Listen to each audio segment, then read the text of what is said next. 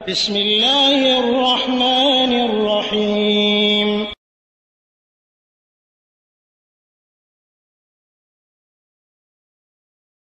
ওয়ালাইকুম আসসালাম ওয়া রাহমাতুল্লাহি ওয়া বারাকাতুহু। দুবাই থেকে আব্দুর রব ভাই জানতে চেয়েছিলেন যে আমরা যখন সিজদায় যাই তখন হাতটা রাখা কিভাবে কিভাবে হাত রাখা হবে, উঁচু করে রাখবো নাকি বিছাইয়ে রাখবো? বিশেষ করে হাতের মধ্যখানে যে ফাঁক রাখা, এটা কি সবার জন্য সমান নাকি মহিলা পুরুষের মধ্যে কোনো পার্থক্য আছে? মহিলা পুরুষের মধ্যে কোনো নামাজ পার্থক্য আছে কিনা? আর বিশেষ করে বলছেন যে ফাতিমা রাদিয়াল্লাহু আনহা যেভাবে নামাজ পড়েছেন সেভাবে নাকি নামাজ পড়তে হবে, কোন বন্ধু বলেছেন? তো আসলে শরীয়তে কোনটা বলে?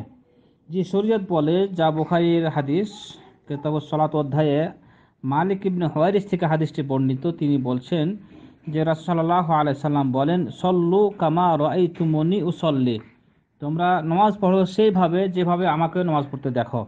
এখানে এই হাদিসটি সকলের জন্য সমান, পুরুষ মহিলা সবাই যেভাবে রাসূল সাল্লাল্লাহু আলাইহি সাল্লাম নামাজ পড়েছেন সেভাবেই নামাজ পড়তে হবে, কোনো পার্থক্য নেই।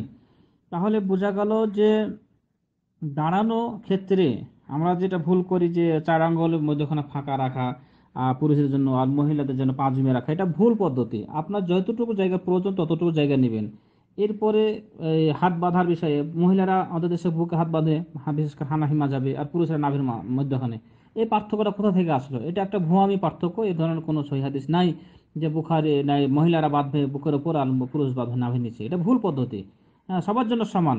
আপনি বুকের উপর হাত বাঁধবেন অথবা বুকের নিচে, অর্থাৎ নাভি থেকে বুক পর্যন্ত আপনার সীমানা, হাত যতটুকু যাবে, যে জায়গাতে যাবে সেখানে আপনি রাখবেন, কিন্তু নাভির নিচে হাত কোনো সময় যাবে না।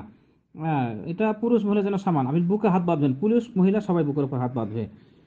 আর আরেকটি ভুল যেটা আপনি বললেন, সিজদার সময় মহিলারা হাতকে বিছাইয়া দেয় আর পুরুষের হাত উঁচু করে রাখে, এটা ভুল, মারাত্মক ভুল।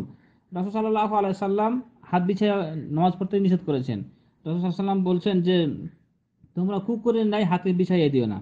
অর্থাৎ কুকুর যখন বসে তখন দেখবেন সামনের পা দুটাকে বিছাইয়া দিয়ে বসে। তো কুকুরের ন্যায় হাত বিছাইয়া নামাজ পড়তে নিষেধ করেছেন। তো অবশ্যই এটা নিষিদ্ধ, মহিলা হোক পুরুষ হোক সবার জন্য। আপনার হাতটা উঁচু থাকবে, মধ্যখানে ফাঁকা থাকবে, হোক মহিলা হোক পুরুষ। মধ্যখানে ফাঁকা থাকবে, এমন ফাঁকা থাকবে যেন একটা ছোট্ট ছাগলের বাচ্চা সেখানটা পার হয়ে যেতে পারে। তো এই হলো, আপনি হাতটা উঁচা রাখবেন, হোক পুরুষ হোক মহিলা, সবার জন্য সমান। এরপরে হাতের যে তালু, অনেক সময় দেখেন যে এই যে অনেকে বলে আমাদের দেশে এটা ভুল যে মধ্যখানে ফাঁকা রাখে, যেন একটা ডিম সম পরিমাণ জায়গা যেন একটা ফাঁকা থাকে হাতের তালু। এটা ভুল। হাতটা আপনি সরাসরি হাতের কবজি যেটা বা তালু যেটা সেটা মাটিতে পুরা লেগে থাকবে, কেবলামুখী হয়ে থাকবে, আর হাতের কনুই যেটা সেটা উঁচু থাকবে, মধ্যখানে ফাঁকা থাকবে। এই হলো আপনার শরীয়তের বিধান, যা অসংখ্য হাদিস দ্বারা সাব্যস্ত। আল্লাহ তাআলা আমাদের শরীরে বোঝার তৌফিক দান করুন। জাযাকাল্লাহু খাইর, বারাকাল্লাহু ফিক।